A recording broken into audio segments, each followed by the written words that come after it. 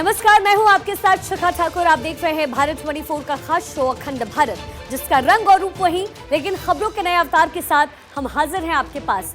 तो खबरें बिना रंग भेद के, चारों दिशाओं की हर बड़ी खबर आपको अखंड भारत में देखने को मिलेगी। हर रोज नए कलेवर के साथ खबरों का हम पोस्टमार्टम यहाँ करेंगे। आपके जिले, आपके शहर और आपके प्रदेश की बात यहाँ होगी। अखंड भारत में देखिए संपूर्ण भारत की खबरें। जोशीमठ में संकट के बादल लगातार मंडराते जा रहे हैं। फटते पहाड़ के बीच रहने वालों की जिंदगी दांव पर लगी है, क्योंकि पलायन के लिए लोग मजबूर हो रहे हैं। सरकार इस संकट को देखते हुए लोगों को सुरक्षित स्थानों तक लेकर जा रही है। हर दिन गुजरने के साथ संकट और गहराता जा रहा है। ऐसे में सरकार भी फुल एक्शन मोड में दिखाई दे रही है। जिंदगी बचाने के लिए लगातार सरकार जुटी है। जोशीमठ को बचाने में लगातार सरकार जुटी।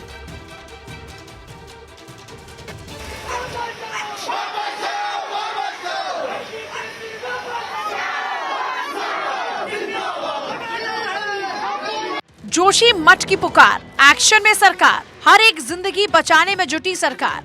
जोशीमठ में दरारों के बाद अब आपदा से निपटने के लिए सरकार एक्शन में है। लोगों की जान ज्यादा जरूरी है, लिहाजा जिंदगी बचाने के लिए सरकार जुट चुकी है। जर्जर मकान को तोड़ने की प्रक्रिया भी शुरू हो चुकी है। इसके लिए 2 होटल की पहचान हुई। होटल तोड़ने के लिए बुलडोजर लाए गए, लेकिन इसके खिलाफ लोग सड़क पर उतर आए, विरोध प्रदर्शन शुरू कर दिया।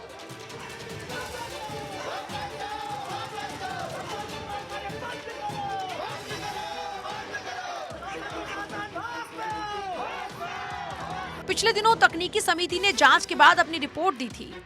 इसमें सरकार को तत्काल जर्जर इमारतों को ढहाने के लिए कहा गया।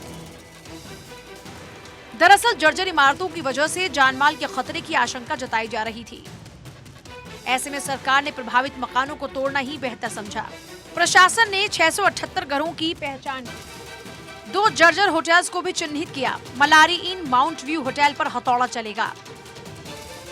678 घरों पर लाल निशान लगा दिया गया। लाल निशान लगे इमारतों पर हथौड़ा चलेगा। जो मकान खतरे की जद में है उनका चिन्हीकरण किया जा रहा है। पहले 603 थे, अब 678 उनकी संख्या हुई है। आगे भी चिन्हीकरण की प्रक्रिया चल रही है। इसी तरह से शिफ्टिंग, कुछ घरों की शिफ्टिंग कराई गई है। अभी तक 87 की हो चुकी है और आगे और कुछ घरों की शिफ्टिंग जारी है। कुछ घरों पे लाल निशान लगाए गए हैं। राज्य सरकार ने जोशीमठ को 3 जोन में बांटा। Danger zone, buffer zone, safe zone. Danger zone वो इलाका है जहां के मकान ज्यादा जर्जर हैं और रहने लायक नहीं। ऐसे मकानों को मैन्युअली गिराया जाएगा।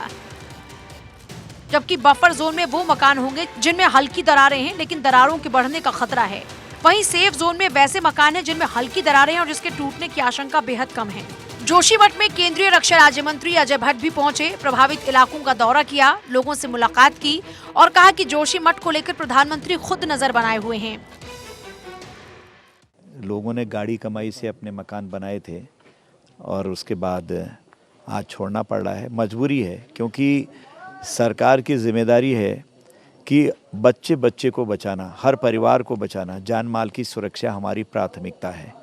स्वयं प्रधानमंत्री जी मिनट मिनट की खबर ले रहे हैं, देख रहे हैं। माननीय मुख्यमंत्री 2 दिन पहले अपना यहाँ पर पूरा देख के लोगों से मिल के ब्रीफिंग लेके गए।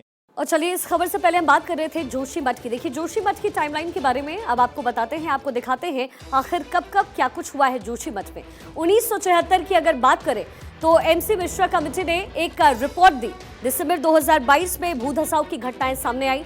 फिर आया वक्त 1 जनवरी का, 1 जनवरी 2023 यानी इसी साल 581 मकानों में दरारें आ चुकी हैं। ये बड़ी जानकारी मिलनी शुरू हुई। दावा ये रहा कि 2 जनवरी 2023 को दरार के बाद मटमैले पानी का रिसाव वहां से शुरू हो गया। तस्वीरें भी आनी शुरू हुई। 3 जनवरी 2023 को सभी 9 वार्डों के मकानों में दरारें आनी शुरू हो गई। 4 जनवरी 2023 को 16 परिवारों को सुरक्षित स्थान पर शिफ्ट किया गया। वहीं फिर 5 जनवरी को जो अपडेट रहा, माउंट व्यू और मलारीन होटल को प्रशासन ने पूरी तरीके से बंद कर दिया। 6 जनवरी को सीएम धामी ने सचिवालय में हाई लेवल मीटिंग की। 6 जनवरी को ही NTPC और हेलंग बाईपास प्रोजेक्ट पर पूरी तरीके से रोक लगाई गई।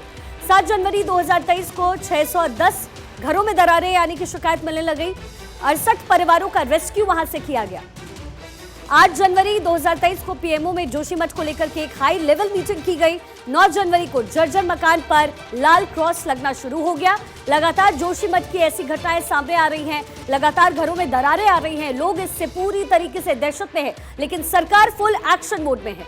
देखिए, जोशीमठ में हो रहे भूधसाव की वजह से करीब 700 घरों में इस वक्त दरार आ चुकी है, भयानक खतरा मंडरा रहा है। पुरानी रिपोर्ट इस बात की तस्दीक करती है कि जोशीमठ में भूधसाव साल भर से नहीं बल्कि कई वर्षों से हो रहा है। सन 1976 में आई मिश्रा रिपोर्ट में भी इसका जिक्र किया गया, लेकिन अब हालात ज्यादा खराब हैं। लेकिन सरकार अभी भी इस मामले में कुछ कर नहीं पा रही।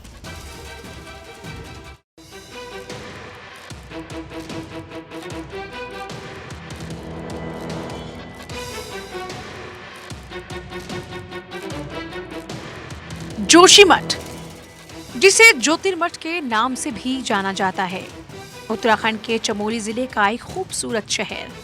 1875 मीटर की ऊंचाई पर स्थित ये जगह ऐसी लगती है जैसे यहीं से देवभूमि की गाथा लिखी गई हो। ऊंचे ऊंचे पहाड़, उन पहाड़ों से निकलती नदी की धारा और किनारे से जाती पतली पतली सड़कें इस जगह को टूरिज्म का एक नया रूप देती हैं। जोशीमठ से ही कई तीर्थ स्थल के रास्ते खुलते हैं, लेकिन बद्रीनाथ धाम के प्रवेश द्वार जोशीमठ में इन दिनों हाहाकार मचा है। यहाँ जमीन धंस रही है, मकानों, दुकानों और होटलों की दीवारों में दरारें आ गई हैं। खतरा अभी टला नहीं, इसकी चेतावनी एक्सपर्ट्स लगातार दे रहे हैं, बार बार दे रहे हैं। जोशीमठ को लेकर करीब 50 साल पहले ही चेतावनी दी गई थी, तब किसी ने इस पर ध्यान नहीं दिया। अब जबकि हालात काफी खराब हो गए हैं, तो 1976 में सौंपी गई मिश्रा कमेटी की रिपोर्ट और उसके पन्नों को खंगाला जा रहा है। तत्कालीन सरकार ने 1964 में गढ़वाल के तत्कालीन कलेक्टर MC मिश्रा के नेतृत्व में कमेटी बनाई थी। कमेटी का गठन ये पता लगाने के लिए किया गया था कि जोशीमठ क्यों डूब रहा है। उस कमेटी में 18 सदस्य थे। 1976 में मिश्रा कमेटी ने रिपोर्ट सरकार को सौंपी और अब जबकि जोशीमठ बर्बादी के कगार पर आ खड़ा है, तो ऐसे में ये जानने की जरूरत है कि इस रिपोर्ट में क्या कहा गया। जोशीमठ प्राचीन ग्लेशियर के मलबे पर स्थित है, जो चट्टान नहीं बल्कि रेत और पत्थर के जमाव पर बसा है। जोशीमठ में बड़े निर्माण कार्य न किए जाएं, पहाड़ों को खोदना और विस्फोट करके पत्थर हटाने पर रोक लगे। भूस्खलन क्षेत्र में पेड़ों की कटाई रोकने की सिफारिश। इलाके में पानी का रिसाव रोकने के बाद पानी को किसी भी गड्ढे में जमा नहीं होने देना चाहिए। मिश्रा कमेटी ने सुझाव दिया था कि जोशीमठ के आसपास बड़े निर्माण पर रोक लगा दी जानी चाहिए। दूसरी तरफ हिमाचल राज्य में विकास के लिए कई सुरंगों का निर्माण हुआ और यही सुरंगें राज्य पर अब भारी पड़ती दिख रही हैं। दरअसल जोशीमठ में NTPC के पावर प्रोजेक्ट पर काम चल रहा था, इसके लिए सुरंग का निर्माण जारी था। दूसरी ओर हेलंग मारवाड़ी बाईपास का भी निर्माण चल रहा था। बताया जा रहा है कि जोशीमठ को दरकाने में इन निर्माण कार्यों की अहम भूमिका रही। आपदा की अहम वजह NTPC की तपोवन विष्णुगढ़ परियोजना टनल का निर्माण, शहर में ड्रेनेज की व्यवस्था न होना, पुराने भूस्खलन क्षेत्र में बसा शहर, क्षमता से ज्यादा अनियंत्रित निर्माण कार्य, अलकनंदा नदी में हो रहा भू कटाव। कुल मिलाकर कहा जाए तो पहाड़ी राज्य में ज्यादा विकास अब उसी पर भारी पड़ रहा है और इस पर सरकार की तरफ से ज्यादा ध्यान दिए जाने की जरूरत है।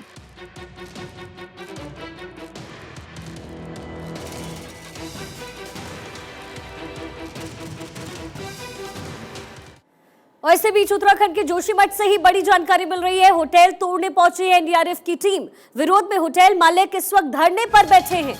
ये बड़ी जानकारी उत्तराखंड से। होटल तोड़ने पहुंची है NDRF की टीम। जिन 2 होटल्स को चिन्हित किया गया, उसे तोड़ने का निर्देश दिया गया है। अब इसके विरोध में होटल के मालिक वहां लगातार धरने पर बैठे हुए हैं। हमारे साथ हमारे सहयोगी अक्षय राय इस वक्त जुड़ रहे हैं। अक्षय, वहां से आप तस्वीरें दिखाइए। और जाहिर तौर पे जिनका होटल है, जिनका मकान है, उन्हें तकलीफ तो होगी ही, लेकिन वहां से क्या तस्वीरें मिल रही हैं? शिखा, जिस तरह से यहाँ का प्रशासन और एनडीआरएफ और एसडीआरएफ की टीम क्योंकि होटल तोड़ने का प्रयास कर रही है, वो अंदर जाने का प्रयास कर रही है, लेकिन जो होटल के संचालक है वो यहाँ पर पूरी तरह से देखा जाए तो धरने पर बैठ गए हैं और धरने पर बैठे हुए लोगों को पुलिस प्रशासन हटाने की कोशिश कर रहा है, लेकिन लोग हटने को तैयार नहीं हैं।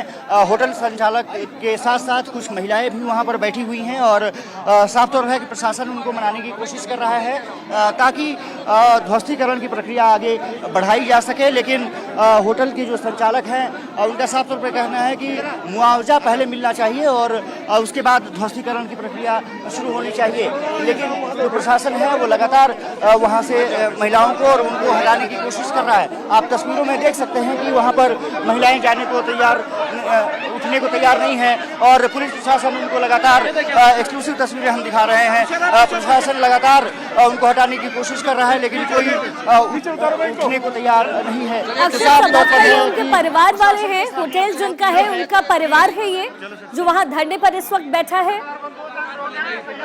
आपको तस्वीरें बिल्कुल शिखा, उनका परिवार है और परिवार के सदस्य हैं और अगल बगल की जो पड़ोस की महिलाएं हैं। साफ तौर पर है कि प्रशासन के सामने चुनौती आन पड़ी है, हालांकि प्रशासनिक अमला का साफ तौर पर कहना है कि क्योंकि ये जो होटल्स हैं पूरी तरह से डैमेज हो चुके हैं, इसका ध्वस्त करना जरूरी है, अन्यथा कभी भी गिर सकता है। तो साफ तौर पर है कि अब वो प्रशासन के सामने चुनौती है कि उनको कैसे जाहिर तौर पर एक बहुत बड़ी चुनौती है, क्योंकि वो जो तमाम स्थानीय लोग वहाँ पर मौजूद है, उनका वो घर है, वो आशियाना है और जिसकी हम जिक्र कर रहे हैं वो एक होटल है।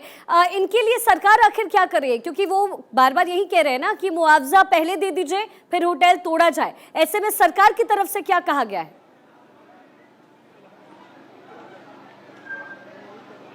देखिए, सरकार जो स्थानीय प्रशासन है उससे हमारी चर्चा हुई तो उनका कहना है कि वो पूरी तरह से मुआवजा देने के लिए तैयार हैं, लेकिन अभी तक मुआवजा क्योंकि नहीं दिया गया है इसलिए विरोध बढ़ता जा रहा है। ये आप देख सकते हैं कि ये तस्वीरें आपको दिख सकती हैं किस तरह से वहाँ पर प्रदर्शन शुरू हो चुका है, प्रशासन मुर्दाबाद के नारे लगाए जा रहे हैं। शिखा, तो यहाँ पर तनावपूर्ण स्थिति हो चुकी है और जो स्थानीय लोग हैं यहाँ पर पहुँच करके प्रशासन मुर्दाबाद के नारे लगा रहे हैं।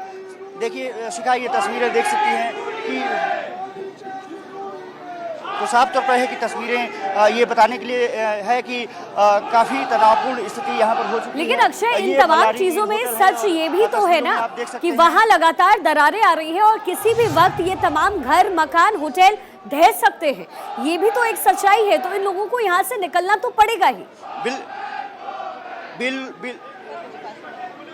बिल्कुल देख सकते हैं कि आप तस्वीरों में कि लगातार लोग प्रशासन के खिलाफ मुर्दाबाद के नारे लगा रहे हैं। उनका ध्वस्तीकरण चाहते हैं कि ध्वस्तीकरण ये प्रक्रिया इस तरह से नहीं अपनाई जाए, पहले मुआवजा दे दिया जाए और इसलिए तस्वीरें कुछ अलग बयां कर रही हैं। प्रशासन ने हालांकि पूरे होटल्स को अपने कब्जे में ले लिया है, लेकिन यहाँ पर तमाम लोग बैठे हुए हैं और प्रदर्शन कर रहे हैं। साफ तौर पर है कि चुनौती अब ज़्यादा आ चुकी है। तैयारियां हालांकि मैं दिखा सकता हूं कि किस तरह से है।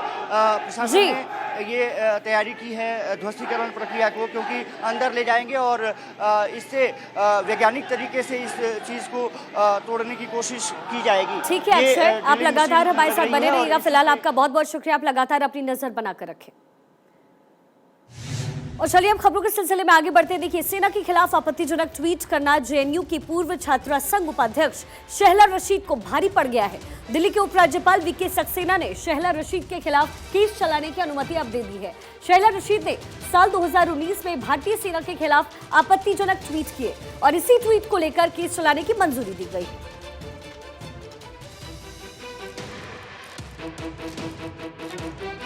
शहला राशिद की बड़ी मुश्किलें, एलजी ने दी केस चलाने की मंजूरी, सेना का किया था अपमान। जेएनयू छात्र संघ की पूर्व उपाध्यक्ष शहला राशिद की मुश्किलें बढ़ने वाली हैं। शहला के खिलाफ कानून का शिकंजा कसने वाला है।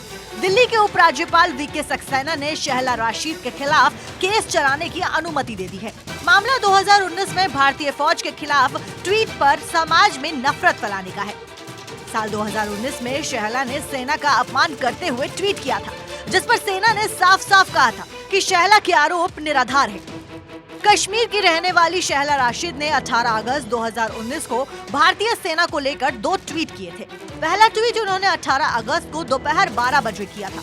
इसमें उन्होंने लिखा था, आर्म्ड फोर्सेस रात के समय घरों में घुसती है, लड़कों को उठा लेती है, जानबूझकर राशन जमीन पर फेंक दिया जाता है, तेल को चावल से मिला देते हैं। इसके कुछ देर बाद दूसरा ट्वीट शहला राशिद करती हैं, जिसमें वह लिखती हैं, शोपिया में 4 लोगों को सेना के कैंप में बुलाया गया, पूछताछ की गई, एक माइक को उनके करीब रखा गया जिससे पूरे इलाके के लोगों को उनकी चीखें सुनाई दे और वे दहशत में रहें। ऐसा कर पूरे इलाके में खौफ का माहौल बनाया गया। शहला राशिद के दोनों ट्वीट पर सेना ने कड़ी प्रतिक्रिया दी थी। उसी दिन यानी 18 अगस्त 2019 को सेना ने शहला के आरोपों को सिरे से खारिज करते हुए कहा था कि शहला के ट्वीट पर सेना की कड़ी आपत्ति कि शहला के लगाए गए आरोप आधारहीन है। ऐसी फेक न्यूज और अपुष्ट जानकारियां शत्रुता की भावना से फैलाई जाती हैं। शहला राशिद 2016 में तब चर्चा में आई जब जेएनयू कैंपस में देश विरोधी नारे लगे थे। उस समय कन्हैया कुमार छात्र संघ के अध्यक्ष थे। उस मामले में कन्हैया कुमार की गिरफ्तारी हुई। हालांकि शहला कानूनी कार्रवाई से बचने में कामयाब रही। ये बात अलग है कि 2016 के बाद अलग अलग मौकों पर वो जहर उगलती रही। शहला के पिता भी अपनी बेटी पर भारत विरोधी गतिविधियों में शामिल होने का आरोप लगा चुके हैं। और तो और शहला के पिता अपनी बेटी से जान का खतरा भी बता चुके हैं। शहला 2017 से कश्मीर की राजनीति में सक्रिय है।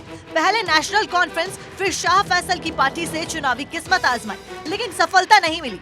शहला खुद को एक्टिविस्ट बताती है, लेकिन आरोप है कि देश में अशांति फैलाने और विभिन्न वर्गों के बीच जहर घोलना इसका मकसद है। केंद्र की मौजूदा सरकार के खिलाफ भी उसने बयानबाजी की है।